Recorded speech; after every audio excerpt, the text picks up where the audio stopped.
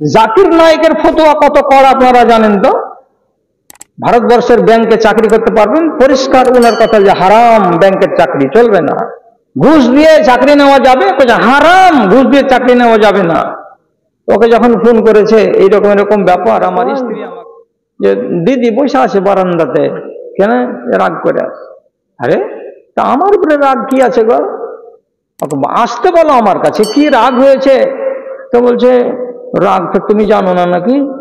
তোমাকে দিদি কয়দিন কহে তুমি বুড়া মানুষের মতন করে থুতনিতে দাড়ি খেয়েছ, দাড়িটিকে তুমি চাংড়া মানুষ কাটতে পারো না? আমার বহিনের বয়স তো এখন 14 থেকে 15 বছর হলো, আর তোমার বয়স তো গুনে এটা কত হবে, 22 বছর বয়স হবে। এরকম ছোকরার ছোকরি বয়সের ছেলে পিলে কে চাচারকে মতন করে দাড়ি রাখে? বলছি এই লেগা হরতাল করে আছে।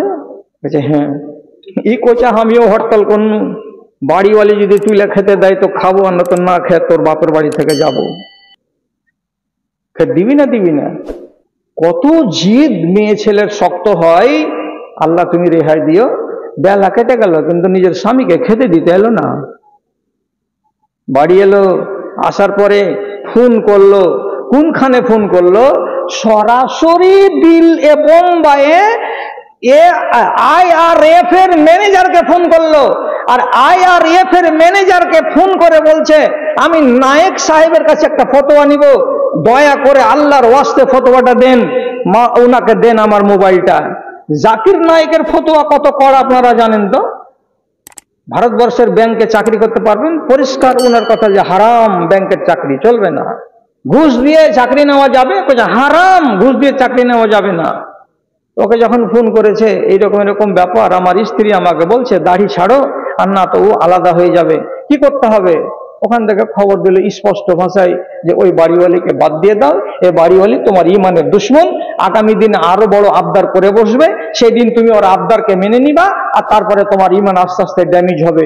ওকে বাদ দিয়ে দিতে পারা যায়, দলিল আছে বাদ দেওয়ার। আর যখনই বাদ দিয়ে দেওয়ার কথা শুনে নিল, বাড়ি এসে দেন আন দেয়ার তালাক। যা তুই তোর বাপের বাড়িতে যা, আর দাড়ি চাষা লোক যেখানে পাবে ওকে বিয়ে করে থাকবা।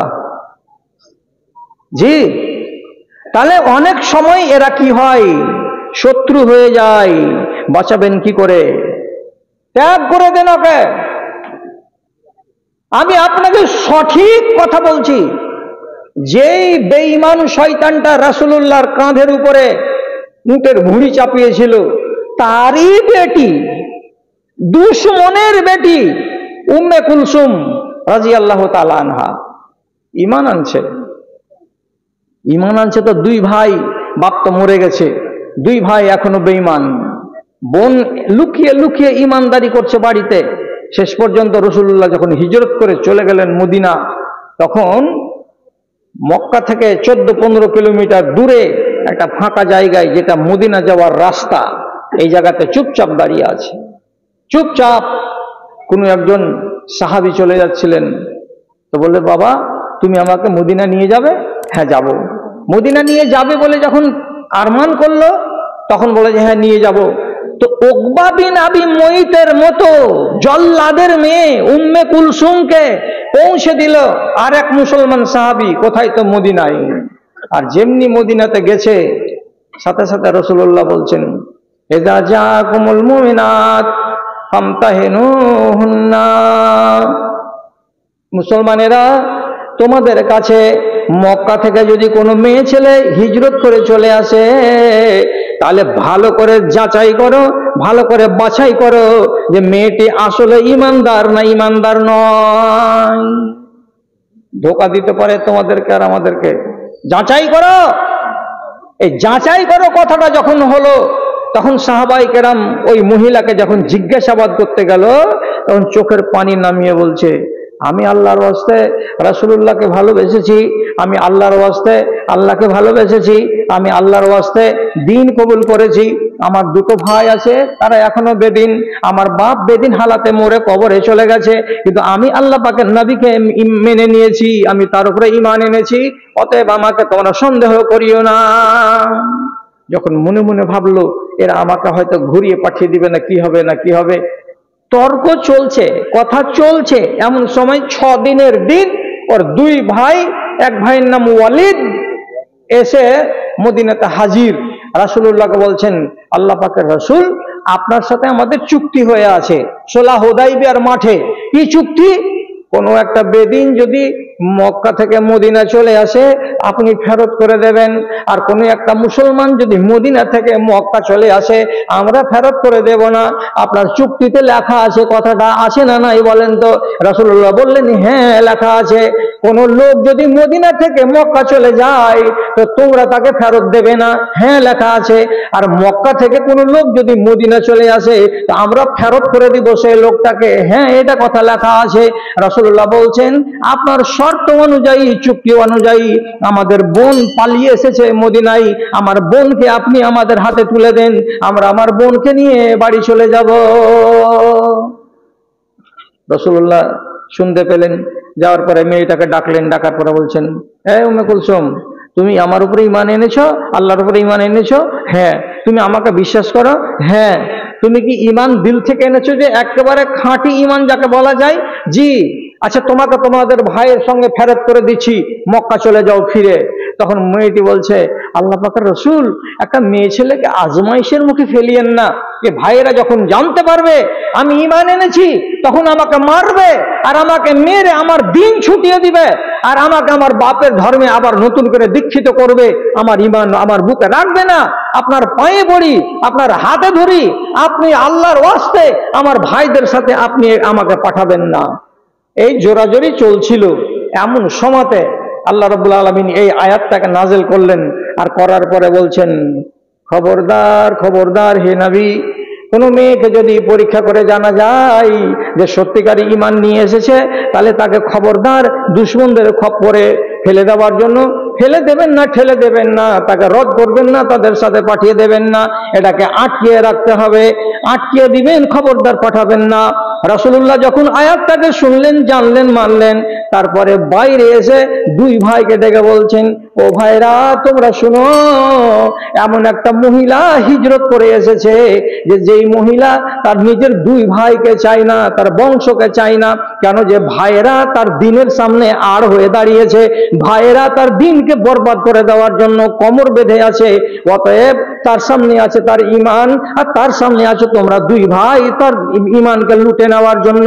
কোনটা করা যায়? আল্লাহ তাআলা আসমান থেকে আমাকে জানালেন যে সুলহ হুদাইবিয়ার দিন যেটা চুক্তি হয়েছিল ওই চুক্তিটাকে ভেঙে দেন, এই চুক্তিটাকে রাখা যাবে না, এই চুক্তির ধারাটাকে বাতিল করে দেন, যে চুক্তির ধারাটা মানলাম না। খালি হাত যাও, থেকেই যাবে, এই বোনকে তোমরা নিয়ে যেতে পাবে না। রাসূলুল্লাহ আটকে দিলেন, রাসূলুল্লাহ আটকে দিলেন মেয়েটাকে। খালি হাত এরা দু ভাই চলে গেল। কি বলে চলে গেল? যে না, আর আমাদের বোন হয়ে নাই, একে আমরা বোন বলতে পাবো না। যাওয়ার কালে চোখের পানি ঝরিয়ে বলল, বোন রে, জিন্দগির মতন ভুলে গেলি, ভাইয়েরাকে ভাই বলে মানতে পারলি না? তো বোন পরিষ্কার বলছে, আমার কাছে আমার ঈমান পেয়ারা, আমার কাছে আমার ভাই পেয়ারা নয়। বন্ধুরা, যদি ঈমান বাঁচাবার গরজ থাকে তো অনেক কথা আছে। দরকারে ধন ছাড়তে হবে, দরকারে মা ছাড়তে হবে, দরকারে বাপ ছাড়তে হবে, দরকারে ভাই ছাড়তে হবে, দরকার হলে দেশ ছাড়তে হবে, এবং সব আল্লাহর শরীয়তে প্রমাণ আছে, এক এক করে আপনাকে বলা যাবে। কিন্তু এত কথা তো বলার সময় নেই, ঘড়িতে বেজে গেছে রাত 1টা। এইবার কয়েকটা কলম মনে হয় দিবে নাকি, আর তারপরে ফের আবার হয়তো বলতে বলবে নাকি, আল্লাহ জানে।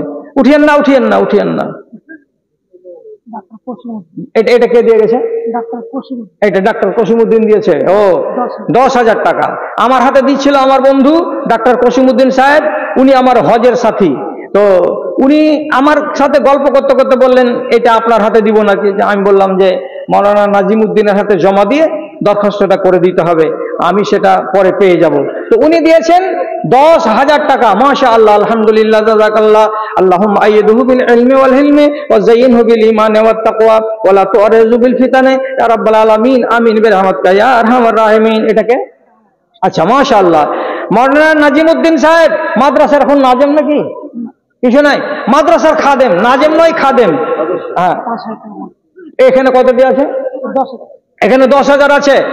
নাজিমউদ্দিন মাওলানা মাদ্রাসার খাদেম, 10,000 টাকা নগদ আর 5,000 টাকা বাকি। মাশাআল্লাহ, আলহামদুলিল্লাহ, জাযাকাল্লাহ। আল্লাহুম্মা সাল্লি আলাইহি, আল্লাহুম্মা বারিক আলাইহি, পরওয়ারদিগার আলাম।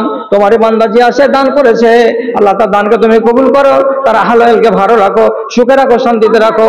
রব্বানা আফরিগ আলাইনা সাবরাম ওয়া সাব্বিত আকদামানা ওয়ানসুরনা আলাল কওমিল কাফিরিন। সুবহানা রাব্বিকা রাব্বিল ইজ্জাতি আম্মা ইয়াসিফুন ওয়া সালামুন আলাল মুরসালিন ওয়ালহামদুলিল্লাহি রাব্বিল আলামিন।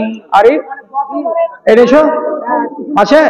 আচ্ছা ওই ওই খাড়ি গোপালপুরের লোককে বলছি, আমার কথা শুনেন। নফল রোজা কত রকমের আছে? যে রোজা করতে গেলে রাইয়ান গেট দিয়ে জান্নাতে যাবেন। নফল সভাপতি কত? 15,000। আচ্ছা মাশাআল্লাহ মাশাআল্লাহ আলহামদুলিল্লাহ। মাদ্রাসা